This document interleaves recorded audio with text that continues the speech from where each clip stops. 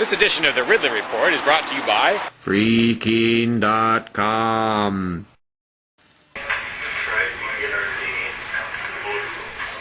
These are the last known images of New Hampshire liberty activist Russell Kanning before his arrest on March 17th, which you're about to see.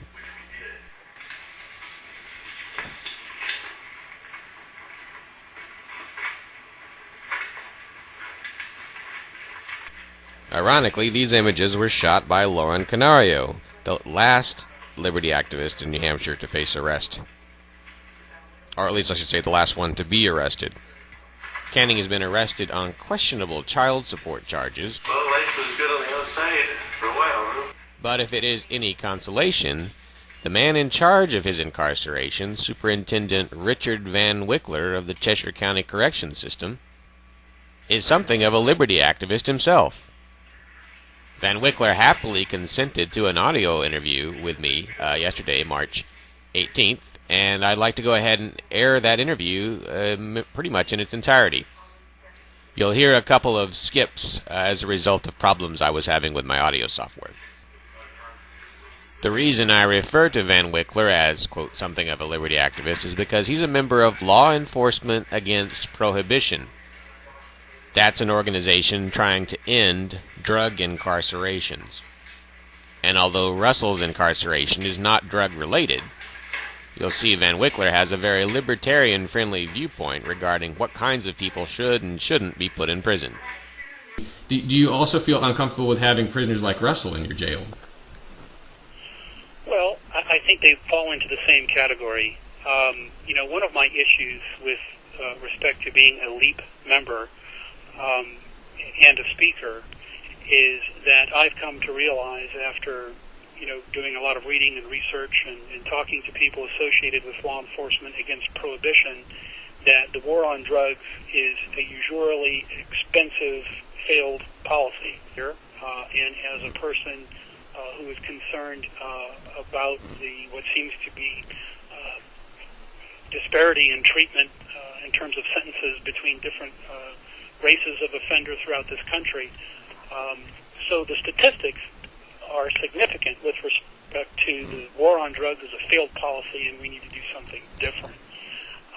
In a case where somebody is not paying child support, I can tell you from personal experience, I have a daughter and a granddaughter who are not receiving the support that they ought to be receiving, and that's a terrible thing because it's a horrible struggle for any person, whether it's a man or a woman who has custody of a child, to try and raise that child adequately on a very limited income. Should we put the other person in jail for that?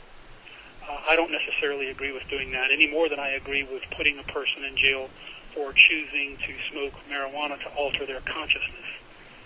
There are many different ways to alter consciousness. I think jails should be a place to put people who commit very egregious acts, such as homicide, robbery, rape.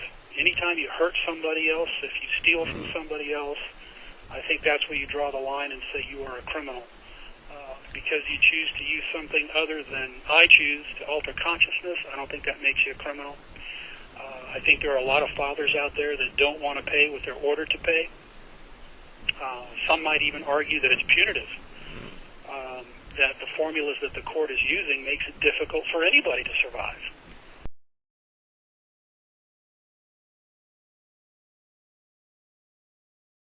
Are you a liberty activist willing to be on the front line against socialism? freekeene.com Would like you to consider moving here to Keene. While Keene may have the largest number of liberty-oriented media outlets In the entire state of New Hampshire, there's still a need for more activists. can you help them?